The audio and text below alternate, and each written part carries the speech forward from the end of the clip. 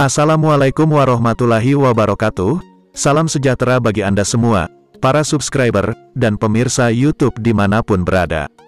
Semoga Anda semua selalu diberikan kesehatan, keselamatan, dan rizki berlimpah. Amin. Sebelum kita lanjutkan pembahasan kita hari ini, terlebih dahulu kami meminta Anda semua untuk memberikan sedekah subscribe pada channel ini dengan cara tekan tombol subscribe warna merah di bawah video ini, dan aktifkan tombol lonceng notifikasinya. Agar kami bisa terus berbagi informasi hukum, konsultasi hukum, dan berbagi tambahan edukasi hukum secara gratis, kepada semua masyarakat luas. Terima kasih.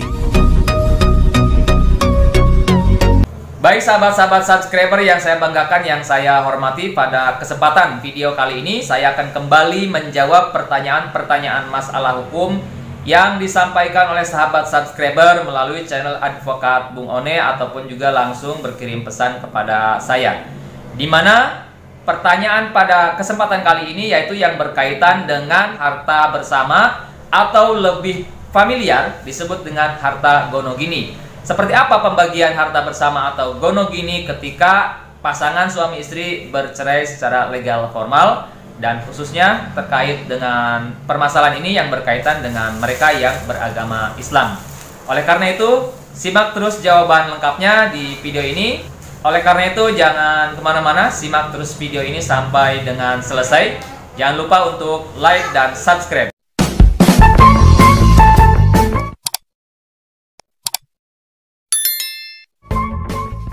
Bagaimana cara atau pembagian harta bersama ketika pasangan suami istri berpisah atau bercerai, khususnya bagi muslim ya yang bercerai secara legal formal di pengadilan agama.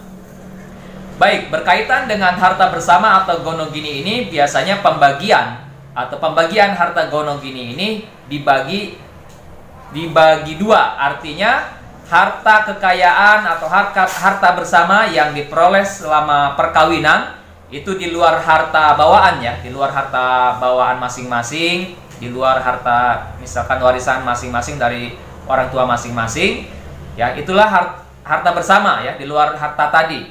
Nah, kemudian pada saat bercerai, maka harta bersama tersebut harus dibagi dua, artinya dibagi rata ya, seperti itu, setengah-setengah atau 50-50 atau 50-50. Nah, akan tetapi di dalam beberapa kasus yang telah mendapatkan putusan dari pengadilan, ternyata tidak semua permasalahan harta gonogini itu dibagi rata atau dibagi dua sama besar ya, karena misalkan ada juga beberapa putusan pengadilan agama yang di situ memutuskan bahwa pembagian harta bersama atau gonogini juga ada yang misalkan porsi istri lebih besar daripada porsi suami, ada juga porsi suami lebih besar daripada porsi istri. Nah, di dalam pertimbangan dalam putusan tersebut ternyata mempertimbangkan di situ siapa yang lebih berperan aktif ya dalam mendapatkan harta kekayaan bersama tersebut.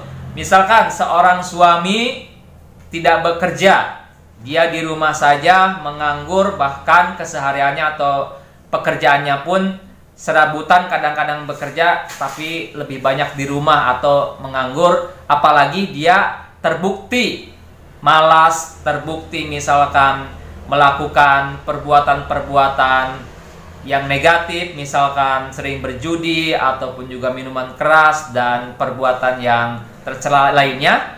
Nah, kemudian istri bekerja, justru ya, bekerja mencari nafkah, mencari uang untuk membiayai rumah tangga. Nah, ketika bercerai itu harta bersama lebih besar diberikan kepada seorang istri. Nah, itu kasus yang ketika harta bersama itu tidak selamanya dibagi dua sama rata atau sama besar. Jadi kasus-kasusnya seperti itu. Karena biasanya kalau memang suaminya bekerja, istrinya pun bekerja, itu bisa dibagi dua. Atau misalkan suaminya bekerja tapi istrinya di rumah ya, mengurus rumah tangga, memelihara anak, mengurus rumah dengan baik, itu juga bahwa harta bersama juga bisa dibagi dua. Nah, kemudian untuk teknis pembagian harta bersama atau harta gonogini itu sebetulnya yang lebih sering terjadi atau pada prakteknya itu pembagian harta bersama itu ada yang dibagi dua atau dibagi secara kekeluargaan, secara damai, artinya suami dan istri sepakat bahwa harta bersama dibagi dua, suami dapat apa saja, istri dapat apa saja.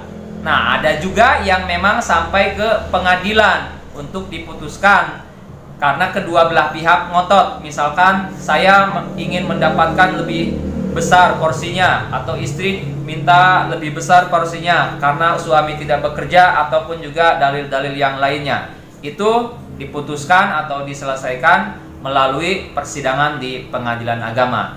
Jadi kalau sepakat ya, nanti misalkan setelah bercerai sepakat harta bersama dibagi dua. Ya, istri dan suaminya sepakat untuk membagi harta bersama itu secara adil, secara kekeluargaan ya, tidak melalui jalur pengadilan. Akan tetapi kalau misalkan tidak ada kesepakatan, tidak menemui titik kesepakatan terkait dengan harta bersama, pembagian harta bersama, maka penyelesaiannya bisa diajukan ke pengadilan agama setelah perkara perceraiannya itu mendapatkan putusan yang inkrah atau putusannya sudah inkrah atau sudah berkekuatan hukum tetap. Sampai jumpa di video-video selanjutnya. Billahi taufik wal hidayah. Wassalamualaikum warahmatullahi wabarakatuh.